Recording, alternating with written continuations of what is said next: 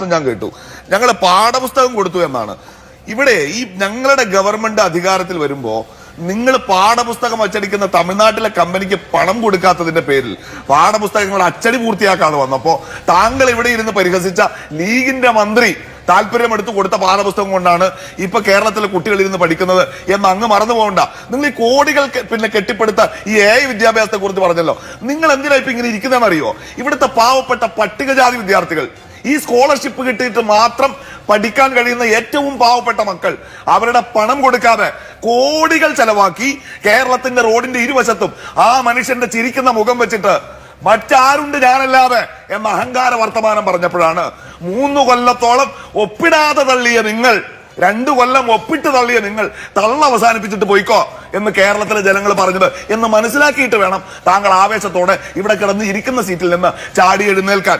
ഒരു യൂട്ടേൺ എടുത്തിട്ടില്ല ഇവിടെ CPM-ന്റെ പ്രതി, മനസ്സിലാക്കിക്കോ. നിങ്ങളൊരു വണ്ടി തള്ളിക്കൊണ്ടുവന്നു, ആ വണ്ടി അവിടെ ഇട്ടു, നിങ്ങളത് ടെർമിനേറ്റ് ചെയ്തില്ല, ധരിപ്പിക്കുകയാണ്. അതിന് താഴെ ഒപ്പിട്ടത് ഞങ്ങളല്ല. ഉളുപ്പ് വേണമെന്ന് പറയില്ല ഒപ്പിട്ടവരെ കുറിച്ച്.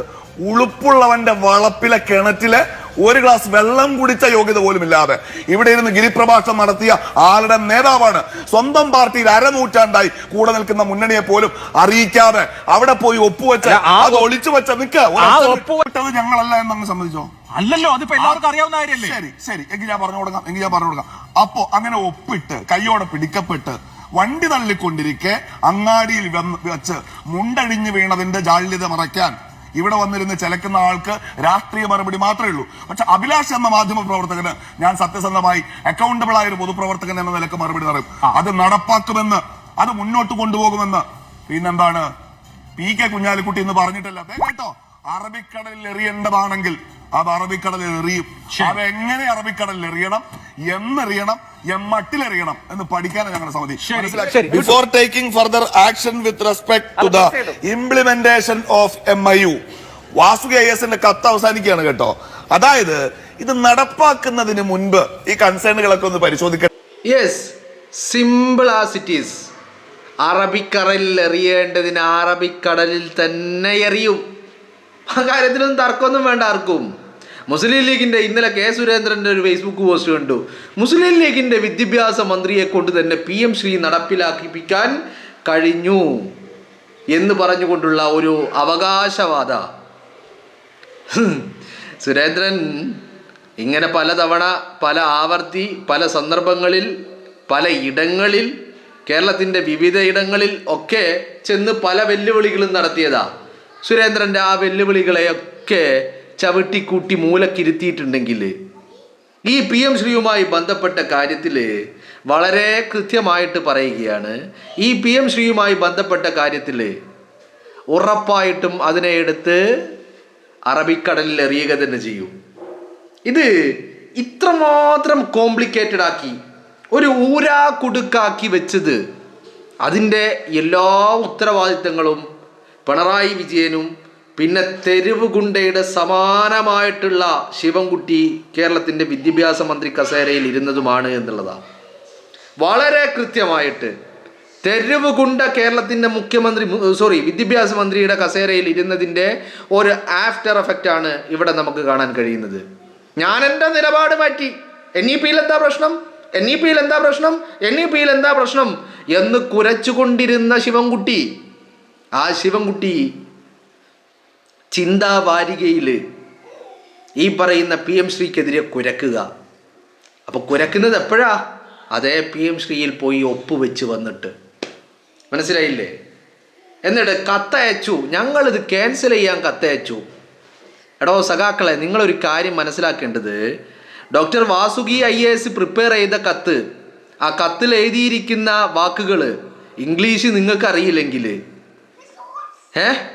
നിങ്ങൾ ഡോക്ടർ വാസുകി IAS-നോട് ചോദിക്കുക, അതല്ലെങ്കിൽ കേരളത്തിലെ UDF-കാരോട് ചോദിക്കുക.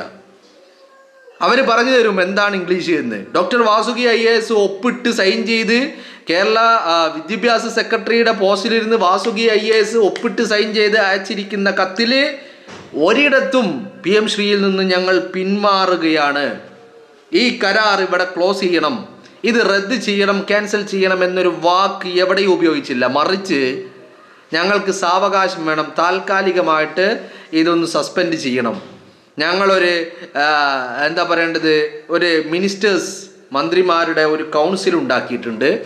അവരൊരു തീരുമാനമെടുക്കുന്നത് വരെ ഇത് ഒരു തീരുമാനമെടുക്കാനുള്ള സാവകാശം തരണം എന്നുള്ളതാണ് ആവശ്യം എന്ന് പറയുന്നത്. മനസ്സിലായില്ലേ? അന്ന് ആ കത്തിൽ ഈ PM ശ്രീ ഒന്ന് ഒഴിവാക്കി തരണം, ഈ കരാർ ഇവിടെ റദ്ദ് ചെയ്യണം എന്ന് പറഞ്ഞിരുന്നെങ്കിൽ ഇതൊന്നും വരില്ലായിരുന്നു. നിങ്ങൾ ഇത്രമാത്രം ചർച്ചയിലേക്കോ ഇങ്ങനെ പോകേണ്ട ഒരു കാര്യം ഉണ്ടായിരുന്നില്ല. നിങ്ങളൊന്ന് ആലോചിച്ച് നോക്ക്. PM ശ്രീയും NEPയും എന്താണെന്ന് നല്ല ബോധ്യമുള്ള പിണറായി വിജയനും V ശിവൻകുട്ടിയും ഒപ്പിട്ടത് എന്തിനാ ഒപ്പിട്ടെ? അതും പാർട്ടിയുടെ അഖിലേന്ത്യാ സെക്രട്ടറി അറിയാതെ, CPI ഘടകകക്ഷിയായിട്ടുള്ള CPIയുടെ സംസ്ഥാന സെക്രട്ടറി അറിയാതെ, എന്തിന് CPIയുടെ മന്ത്രിമാരറിയാതെ, ക്യാബിനറ്റിലെ അംഗങ്ങൾ പോലും അറിയാതെ ഇതിൽ പോയി ഒപ്പിട്ടത് എന്തിനാ? വെരി സിമ്പിൾ, അത് അത്രയേ ഉള്ളൂ ക്വസ്റ്റ്യൻ. അങ്ങനെ ഇതൊരു വലിയ സുതാര്യമായ കാര്യമായിരുന്നു എങ്കിൽ എന്തിനാണ് ഈ പറയുന്ന PM ശ്രീയിൽ ഇവരെയൊന്നും അറിയിക്കാതെ, മാത്രമല്ല ഒപ്പിട്ട് വന്നിട്ടും PM ശ്രീക്കെതിരെ ലേഖനം എഴുതുകയും ഒക്കെ ചെയ്തത് എന്തിനാ? ഒരു മാന്യതയുണ്ടല്ലോ സ്വാഭാവികമായിട്ടും. ഇത്തരം ഒരു പദ്ധതിയിൽ ഒപ്പുവെക്കുന്നത് സ്വാഭാവികമായിട്ടും മന്ത്രിസഭയിൽ ചർച്ച ചെയ്യും. മന്ത്രിസഭയിൽ ചർച്ച ചെയ്തിട്ടാണ് ഇത്തരം പദ്ധതികളിൽ ഒപ്പുവെക്കുക സാധാരണഗതിയിൽ. ഇത് ചർച്ചയുണ്ടായില്ലെന്ന് മാത്രമല്ല, ഒപ്പിടാൻ പോകുക എന്ന് പോലും ഒരുത്തനോടും പറഞ്ഞില്ല. അപ്പൊ ഇത്രമാത്രം രഹസ്യ സ്വഭാവത്തിൽ കൊണ്ടു നടന്ന് ഒപ്പിട്ടിട്ടുണ്ടെങ്കിൽ ഇത് വലിയ ബുദ്ധിമുട്ടിലേക്കാണ് പോകുന്നത് എന്ന് അറിഞ്ഞതുകൊണ്ടും പിണറായി വിജയന് ഉണ്ടായ താല്പര്യങ്ങൾ സംരക്ഷിക്കാൻ വേണ്ടിയും മാത്രമാണ് ഒപ്പിട്ടത് എന്നുള്ള കാര്യത്തിൽ എന്തെങ്കിലും തർക്കമുണ്ടോ? ശിവൻകുട്ടിയില്ല. കാരണം എന്താ? ശിവൻകുട്ടി എന്ന് പറയുന്ന തെരുവ് ഗുണ്ടയെ മന്ത്രി കസേരയിൽ ഇരുത്തിയത് പിണറായി വിജയന്റെ ഔദാര്യമാണ്. ആ ഔദാര്യം പറ്റി കസേരയിൽ ഇരിക്കുന്ന അടിമ പിണറായി വിജയൻ ഊമ്പാൻ പറഞ്ഞാൽ ഊമ്പും, നക്കാൻ പറഞ്ഞാൽ നക്കും. ഇത്രയേ ഉള്ളൂ. അതുകൊണ്ട് ശിവൻകുട്ടിയെ ഇവിടെ എണ്ണത്തിൽ കൂട്ടാൻ പോലും പറ്റില്ല. വളരെ കൃത്യമായിട്ട് പിണറായി വിജയനുണ്ടായ താല്പര്യങ്ങൾ,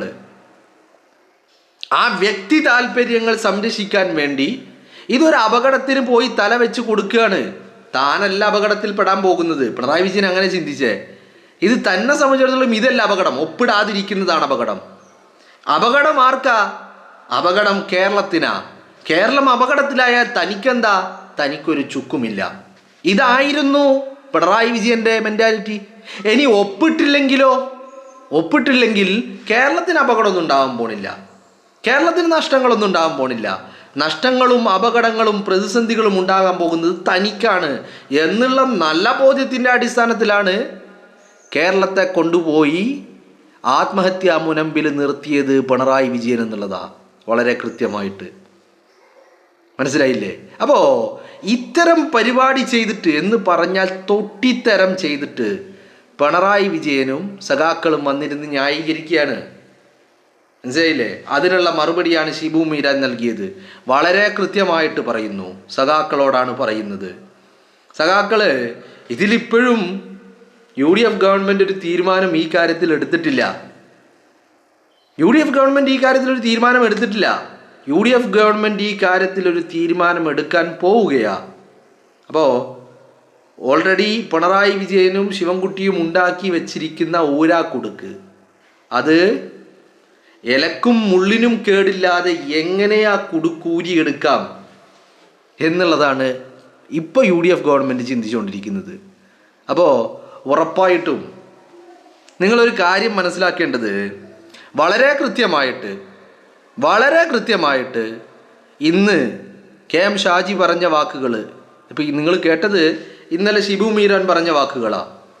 മുസ്ലിം ലീഗ് മന്ത്രിസഭയിലെ അംഗമാണെങ്കിൽ, മന്ത്രിസഭയുടെ ഭാഗമാണെങ്കിൽ വളരെ കൃത്യമായിട്ട് പറയുന്നു, പൊതുവിദ്യാഭ്യാസം മുസ്ലിം ലീഗിൻ്റെ മന്ത്രി അഡ്വക്കേറ്റ് N ഷംസുദ്ദീൻ ആ മന്ത്രിസ്ഥാനത്ത് ഉണ്ടായാലും ശരി ഇല്ലെങ്കിലും ശരി, അതായത് വിദ്യാഭ്യാസ വകുപ്പ് മുസ്ലിം ലീഗ് കൈകാര്യം ചെയ്താലും ശരി ഇല്ലെങ്കിലും ശരി, ഇത് അറബിക്കടലിൽ കളയേണ്ടത് തന്നെയാണ്. അതിനെ കളയാനുള്ള പണിയെടുക്കും. Simple as it is. അത്രയേ ഉള്ളൂ. മനസ്സിലായില്ലേ? പിന്നെ ഈ സഖാക്കളുടെ ഈ പറയുന്ന ഈ നിലപാട് അതിൽ നമുക്ക് കൂടുതൽ വർത്താനൊന്നും പറയുന്നില്ല. ഷിബു മീരാൻ പറഞ്ഞതുപോലെ ഉളുപ്പ് വേണമെന്ന് പറയുന്നില്ല. പക്ഷേ ഉളുപ്പിനുള്ളവൻ്റെ വളപ്പിലെ കിണറ്റിലെ ഒരു ഗ്ലാസ് വെള്ളമെങ്കിലും കുടിച്ചതിൻ്റെ എന്ന് പറഞ്ഞാൽ അതൊന്ന് അടുത്ത് കൂടെ പോയതിൻ്റെ ഒരു പെരുമാറ്റം കാണിച്ചാൽ മതി. അത് വേണമെന്ന് നിർബന്ധം പിടിക്കുന്നില്ല. അതില്ലെങ്കിലും എനിക്ക് കുഴപ്പമില്ല, അതില്ലെങ്കിലും കുഴപ്പമില്ല. സഖാക്കൾ മനസ്സിലാക്കേണ്ടത് സംഘ് പരിവാറിന് പിണറായി വിജയനെ ബ്ലാക്ക് മെയിൽ ചെയ്ത് നിർത്താൻ 1000 കാരണങ്ങൾ ഉണ്ടായിട്ടുണ്ട്. ആ ബ്ലാക്ക് മെയിലുകളിൽ പിണറായി വിജയന് തലയൂരിയെടുക്കാൻ ഒരു വഴിയും ഉണ്ടായിരുന്നില്ല എന്നുള്ളതും സത്യ. അതിന് പുറത്താണ് PM ശ്രീയിൽ പോയിട്ട് പിണറായി വിജയൻ ഒപ്പുവെച്ചത് വളരെ കൃത്യമായിട്ട്. മനസ്സിലായില്ലേ? അപ്പോൾ ആ ഒപ്പുവെച്ചതിൻ്റെ അടിസ്ഥാനത്തിലാണ് ഇപ്പോൾ കേരളം നേരിട്ട് കൊണ്ടിരിക്കുന്ന ഈ PM ശ്രീയുമായി ബന്ധപ്പെട്ട പ്രതിസന്ധികൾ അത്രയും ഉടലെടുത്തിരിക്കുന്നത്, അല്ലേ? അപ്പോൾ സ്വരാജ് പറഞ്ഞതുപോലെ, കൃമികീടങ്ങൾ പറഞ്ഞതുപോലെ, ഞങ്ങൾ ഒപ്പിട്ടത് നരേന്ദ്രമോദിയെ പൊട്ടനാക്കിയതാണ്. ഇപ്പോൾ പൊട്ടൻ ആരായി? കേരളത്തിലെ ജനങ്ങളെ പൊട്ടന്മാരാക്കി CPM-ഉം പിണറായി വിജയനും ശിവൻകുട്ടിയും ചേർന്ന് എന്നുള്ളതാണ് ഇതിൻ്റെ യാഥാർത്ഥ്യം എന്ന് പറയുന്നത്. അപ്പോൾ ഇന്നലെ മുതൽ ചില മാധ്യമങ്ങൾ പ്രചരിപ്പിച്ചുകൊണ്ടിരിക്കുന്നുണ്ട്. എന്താണ്? മുഖ്യമന്ത്രിയുടെ വാദങ്ങൾ പൊളിഞ്ഞു, PM ശ്രീ ക്യാൻസൽ ചെയ്യണമെന്ന് പറഞ്ഞുകൊണ്ട് LDF സർക്കാർ കത്ത് എഴുതിയിട്ടില്ല എന്നുള്ള വാദമാണ് പൊളിഞ്ഞത്. ആ കത്ത് ഇന്നലെ ഞാൻ എൻ്റെ പ്രേക്ഷകർക്ക് മുന്നിൽ വെച്ചു. ആ കത്തിൽ PM ശ്രീ ക്യാൻസൽ ചെയ്യണമെന്നുള്ള ഒരു സെൻറ്റൻസോ ഒരു വാക്കോ എവിടെയും ആർക്കും കാണിച്ചു തരാൻ കഴിയില്ല. ആകെ അയച്ചിരിക്കുന്ന കത്ത് ഒന്നാ, അത് നവംബർ 12, 2025 PM ശ്രീയുമായി ബന്ധപ്പെട്ട് അയച്ച ഒരൊറ്റ കത്ത് മാത്രമേ ഉള്ളൂ. ആ കത്തിൽ എവിടെയും ഈ പറയുന്ന ഈ കരാർ റദ്ദ് ചെയ്യണമെന്നുള്ള ആവശ്യം എവിടെയും ഉന്നയിക്കുന്നില്ല. ഇനി ആ കത്തയച്ചതിന് ശേഷം വീണ്ടും നവംബർ മുതൽ നവംബർ, ഡിസംബർ, ജനുവരി, ഫെബ്രുവരി, മാർച്ച്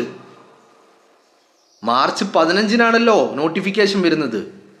ഈ മാർച്ച് വരെയുള്ള കാലയളവ്, ആ കാലയളവിൽ എവിടെയും ഒരിക്കലും ഒരു കത്ത് പോലും, ഒരു രണ്ടാമത്തെ കത്ത് പോലും പോയിട്ടില്ല. ഒരു ക്ലാരിറ്റിയോട് കൂടി കൃത്യമായ ഈ പദ്ധതിയിൽ നിന്ന് ഞങ്ങൾ പിന്മാറുന്നു, ഈ പദ്ധതി ക്യാൻസൽ ചെയ്യണമെന്നുള്ള ആവശ്യവുമായിട്ട് ഒരു കത്ത് പോലും പോയിട്ടില്ല. CPI-യും ബിനോയ് വിശ്വവും CPI-യുടെ മന്ത്രിമാരും എന്തിന് CPM-ന്റെ അഖിലേന്ത്യാ സെക്രട്ടറി അടക്കം ഈ പദ്ധതിയിൽ നിന്ന് പിന്മാറണമെന്നുള്ള ആവശ്യം ഉന്നയിച്ചിട്ടും കേരളത്തിൻ്റെ മുഖ്യമന്ത്രി സഖാവ് പിണറായി വിജയൻ അതിന് തയ്യാറായില്ല, ഒരു കത്ത് പോലും അയക്കാൻ തയ്യാറായില്ല. മനസ്സിലായില്ലേ? അപ്പോൾ ഈ ചർച്ചകൾ നിങ്ങൾ നോക്ക്. ഇപ്പോൾ LDF സർക്കാർ ഇങ്ങനെ ഒരു പദ്ധതിയിൽ ഒപ്പിട്ടില്ലായിരുന്നുവെങ്കിൽ ഈ ഒരു ചർച്ചയുണ്ടോ? ഇങ്ങനെ ഒരു കാര്യമുണ്ടോ? ഇങ്ങനെ ഒരു പ്രതിസന്ധിയുണ്ടോ? ഒന്നും തന്നെ ഇല്ലല്ലോ.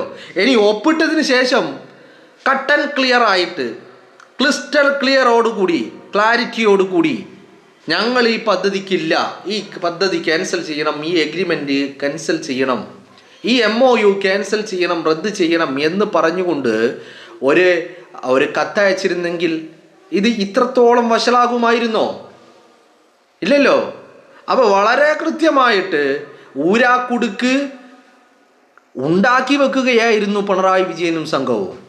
പിണറായിക്ക് ഒരു കാര്യം ഉറപ്പായിരുന്നു, 2025 നവംബറിൽ ഇതിൽ ഒപ്പിടുമ്പോൾ, ഒക്ടോബറിൽ ഇതിൽ ഒപ്പിടുമ്പോൾ പിണറായി വിജയൻ ഒരു കാര്യം ഉറപ്പായിരുന്നു. എന്താണ്? തങ്ങൾ അധികാരത്തിൽ നിന്ന് ഇറങ്ങാൻ പോവുക, ഇനി കേരളത്തിൻ്റെ മുഖ്യമന്ത്രി കസേരയിൽ തനിക്കിരിക്കാൻ കഴിയില്ല എന്നുള്ളത് പിണറായി വിജയനെ സംബന്ധിച്ചിടത്തോളം ഉറപ്പുള്ള കാര്യമായിരുന്നു. അതുകൊണ്ട് തന്നെയാണ് പിണറായി വിജയൻ ഈ പറയുന്ന ഊരാക്കുടുക്കിന്മേൽ വീണ്ടും കെട്ടുകൾ മുറുക്കിക്കൊണ്ടേയിരുന്നത്. മനസ്സിലായില്ലേ? ഞങ്ങൾ പദ്ധതിയിൽ നിന്ന് പിന്മാറുന്നു എന്നുള്ള കത്ത് അയക്കുന്നതിന് പകരം ഇത് താൽക്കാലികമായി ക്യാപ്റ്റൻ അബയൻസ് എന്ന് പറഞ്ഞ ആവശ്യവുമായി താൽക്കാലികമായി മരവിപ്പിക്കണം എന്നുള്ള കത്തെഴുതിയതും ആ കെട്ടൊന്നുകൂടി, ഒരു കെട്ടുകൂടി അതിൻ്റെ മുകളിൽ ഇടുകയായിരുന്നു വളരെ കൃത്യമായിട്ട്.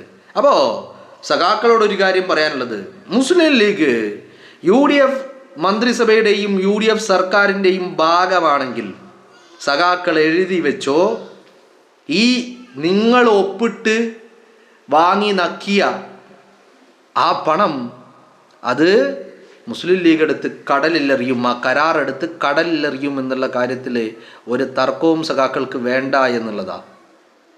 മനസ്സിലായില്ലേ? നിങ്ങളൊന്ന് ആലോചിച്ച് നോക്ക്. ഒരു അല്പമെങ്കിലും, ഞാൻ ഉളുപ്പ് വേണമെന്നൊന്നും പറയുന്നില്ല, തങ്ങളെ അധികാരത്തിലെത്തിച്ച ജനതയോട് ഒരിറ്റെങ്കിലും റെസ്പോൺസിബിലിറ്റി അതുണ്ടായിരുന്നെങ്കിൽ ഈ പദ്ധതിയിൽ ഒപ്പിടുമായിരുന്നോ?